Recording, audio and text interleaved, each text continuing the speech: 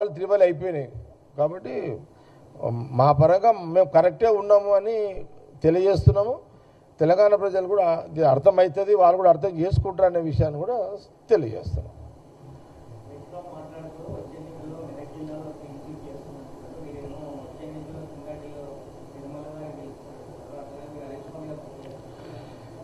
నేను మళ్ళీ చెప్తున్నా,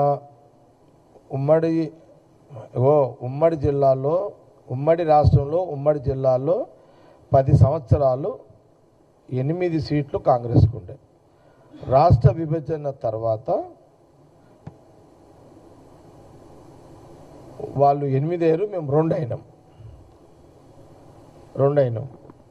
కాంగ్రెస్ 2 అయింది, వాళ్ళు 8 అయ్యారు. మొన్న తుకుడలు అయిపోయింది ఉమ్మడి జిల్లా. మళ్ళీ చెప్తున్నాను, ఉమ్మడి జిల్లాలో 10 సీట్లలో సంగారెడ్డి కన్ఫామ్ గెలుస్తున్నది, మా ప్రజలు గెలిపిస్తారు. నిర్మలని ఎమ్మెల్యే క్యాండిడేట్, ఆమె గెలుస్తున్నది, గెలిపిస్తారు. ఈసారి పడంచే డీలిమిటేషన్ అయితే ఆ 2 సీట్లు ఎట్లా గెలవాలనేది కూడా ప్లాన్ చేస్తున్నాం. జైరాబాద్ కూడా ఈసారి ఖచ్చితంగా గెలవాలని మా ప్రయత్నంలో మేమున్నాం. ఆందోళన దామోదర్ గారు కాబట్టి ఆయన ఈసారి కూడా ఆయన ఖచ్చితంగా గెలిచే దాంట్లో ఆయన పని ఆయన చూసుకుంటాడు మినిస్టర్గా. ఆయన గెలిచి ఆయన వస్తాడు. ఆడ షెట్కర్ గారు నారాయణఖేడ్లో సంజీవ్ రెడ్డి, వాళ్ళిద్దరు అండర్స్టాండింగ్, వాళ్ళిద్దరు కొట్లాడుకుంటే మాకు పంచాయతీ.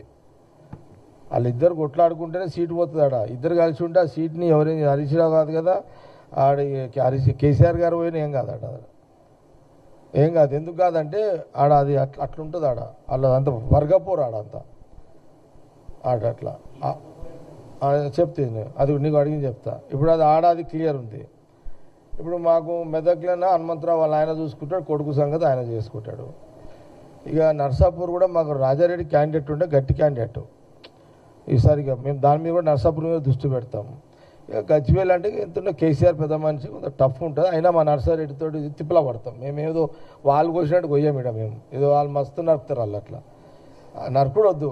నర్సారెడ్డిని ఎట్లా అంటే గ్యారెంటీ ఇవ్వలేను, కానీ ఎంతగా కేసీఆర్ ఒక పర్సనాలిటీ కాబట్టి మనం ఈజీగా టక్కుమని ఓడగొడతామని బాగుండదు కాబట్టి ట్రై చేస్తాం. అది కొంత సిద్దిపేట అంటమో వాస్తవాన్ని కూడా మొదటి నుంచి వాళ్ళకి బలం ఉన్న కాన్స్టిట్యున్సీ, అంత ఈజీగా కూడా కాదు. ట్రై చేస్తాం, నాట్ ఈజీ, ట్రై చేస్తాం. విన్నామా? ఇప్పుడు సటక్న నేనే మా అధిష్టానం సట్ నిన్ను అన్నేసిన ఏదో అటక్న నువ్వు పోయి నువ్వు అన్నావు కదా పో అన్నారే అనుకున్నాను. ఇక అన్నారు అనుకో, ఇక నేను ఆడికేం జరగా. విన్నావా? టఫ్ గెలుస్తాను నేను ఏదో కొయ్యా, కానీ కొంత జగరెడ్డి సిద్దిపేట క్యాండిడేట్ అయిందంటే ఇక అది కొంత ఎంతో కొంత ఉంటుంది కదా. ఉండదా కదా? కాబట్టి అదొకటి ఉంటుంది. ఇక దుబ్బాక కొంత ఉంటుంది, వాళ్ళ బలం ఉంది అక్కడ. టీఆర్ఎస్కి బలం ఉంది. సిద్దిపేట, కొంత గజ్వేలు అండ్ దుబ్బాక వాళ్ళకి బలం ఉంది. అది మనమేం కాదనికే లేదు. అయినా ట్రై చేస్తాం, ఆ 3 సీట్ల మీద ట్రై చేస్తాము. తొంగర్తో స్కూటీ నడుస్తున్నది. ఇంకా స్కూటీని ఎమ్మెల్యే గారు వచ్చారు కదా, అందరు నిన్న అయిపోయింది కదా, ఇప్పుడు నడుస్తున్నది.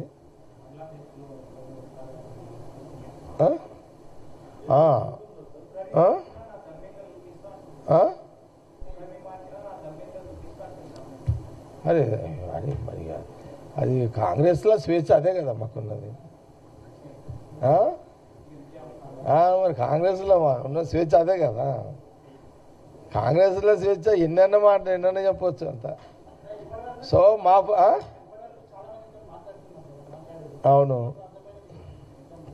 నాకు అర్థమైన ఇప్పుడే మీకు అర్థం చేయించలేను. అది అట్లా నాకు అర్థమవుతున్నాడు కదా. జిల్లా ప్రెసిడెంట్ ఉన్నాడు కదా, ఇక జిల్లా ప్రెసిడెంట్ నిన్న ఈరోజు ఇక్కడనే ఉన్నాడు.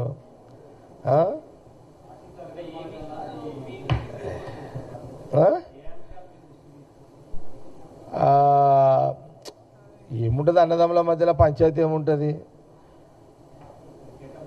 ఉన్నది ఒక సీటు, ఇద్దరం కావాలంటారు కదా. సీటు ఒకటి, కాంపిటీషన్ ఇద్దరు, అది ఉంటుంది. ఏం చేద్దాం, సమన్వయం చేయాల్సిందే కదా. ఏదేమున్నా నంబర్ 1 ఎమ్మెల్యే ప్రయారిటీ ఫస్ట్ ఉంటుంది. ఫస్ట్ ఎమ్మెల్యే ప్రయారిటీ ఉంటుంది. అది సిస్టమ్. తర్వాత ఎంపీ సిస్టమ్ ఉంటుంది, తర్వాత పార్టీ కార్యకర్తల అభిప్రాయాలన్నీ జిల్లా ప్రెసిడెంట్కి ఈయనకు ఉంటుంది సిస్టమ్. 3 ఉంటాయి. ఈ ముగ్గురిని ఎట్లా సమన్వయం చేయాలనే దాని మీదనే నిన్న ఈరోజు ఇదంతా జరుగుతున్నది ప్రక్రియ. విన్నారా? 15 ఏళ్ళ తర్వాత తుంగతుర్తి ఎమ్మెల్యే ప్రెసిడెంట్ సాబ్ గెలిచింది. ఈసారి గెలిచింది, వచ్చేసరి కూడా గెలిపించుకోవాలి, గెలవాలి. కోపాలు తాపాలు ఉంటాయి, అలుగుళ్ళు ఉంటాయి, అన్నీ ఉంటేనే రాజకీయము. కాబట్టి ఇవన్నీ సహజంగా ఉంటాయి. దాన్ని ఎట్లా చేయాలనేది నిన్న ఈరోజు అంతా మేమంతా నడుస్తుంది, అదే స్కూటీ నడుస్తుంది. అందరి అభిప్రాయాలు, ఎంపీ గారిది నిన్న శ్యామల కిరణ్ రెడ్డిది తీసుకున్నాము, డీసీసీ ప్రెసిడెంట్ తీసుకున్నాము, డీసీసీ ప్రెసిడెంట్ తీసుకున్నాము, సారన్న అబ్జర్వర్ అక్కడ ఆర్గనైజేషన్ ఆయన తీసుకున్నాము, మల్లన్న సబ్జర్వర్ ఆయన తీసుకున్నాము, దామోదర్ రెడ్డి సాబు కొడుకుది సర్వోత్తమ్ రెడ్డిది ఆయనది తీసుకున్నాము. నిన్న అభిప్రాయాలు తీసుకున్నాము. 40 ఏళ్ళ నుంచి ఉన్న కాంగ్రెస్ పార్టీ, 40 ఏళ్ళ నుంచి ఉన్న ముఖ్య నాయకులు కార్యకర్తల అభిప్రాయం రాసుకున్నాము. ఇవన్నీ కూడా ఈరోజు సాయంత్రానికి అన్నీ ముగించేసేసి ఒక రేపు రిపోర్ట్ తయారు చేసి రేపు సబ్మిట్ చేస్తాము, పిసిసి ప్రెసిడెంట్ గారికి సబ్మిట్ చేస్తాం. అదిగా నేను చాలాసార్లు చెప్పినా కదా ప్రభాకర్, పంచాయతీలు కాంగ్రెస్లో ఉండాలి, ఉంటేనే కాంగ్రెస్ పార్టీ. అది కాంగ్రెస్ పార్టీలో పంచాయతీలు లేకపోతే కాంగ్రెస్ ప్రజలు కూడా మీకు అర్థం అవుతలేదు. మీకు కూడా పని ఎట్లా దొరుకుతుంది? మీడియాకు కూడా మీరు ఏ పార్టీ చేస్తారు చెప్పండి, నేను అడుగుతా మిమ్మల్ని. ఏ పార్టీ చేస్తారు? మీరు టీఆర్ఎస్ చేస్తారా? లుకలు బయటికి కనబడి అది కన్ఫామ్ ఉండదు, వేయరు. బీజేపీది అసలు సప్పుడు ఉండదు, లొల్లి లోపల ఏమో ఉంటాయి అలా మీకు తెలియదు. అది ఆయనతో సాప కింద గుద్దులాడతారు వాళ్ళంతా. మా వాళ్ళు ఓపెన్గా తేడా ఎక్కడ వస్తుంది అంటే, మేమేమో టీవీలో ఎందుకు వస్తాం, వాళ్ళు రారు అంతే. మా దగ్గర రాహుల్ గాంధీ గారు, సోనియా గాంధీ, మాకేంటంటే భయ్ మనోళ్ళు అట్లా. అందుకే చూడు, ప్రజలు కూడా ఇప్పుడు మీ మీడియా మీరే ఉన్నారు, నేను మిమ్మల్ని అడుగుతున్నా.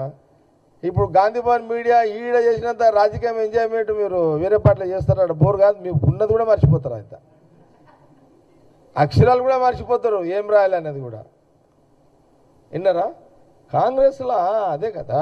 చూడండి, ఇప్పుడు ఇది ఇంత పెద్ద నడుస్తుంది. ఏది మాది తుంగతుర్తి ఇష్యూ ఎంత స్వతంత్రంగా స్వేచ్ఛగా ఈరోజు గాంధీ భవన్కి వచ్చి ఒక మామూలు సాధారణ గ్రామస్థాయి నాయకుడు, కార్యకర్త, లేదా ఒక సర్పంచ్, ఒక ఎక్స్ఎంపీటీసీలు కానీ, ఒక మండల నాయకులు కానీ, ఎంతమంది మీరు నిన్న ఈరోజు చూడండి, ఎంతమంది స్వతంత్రంగా స్వేచ్ఛగా వచ్చి మాకు ఈ బాధ ఉంది, మాకు ఆ బాధ ఉంది,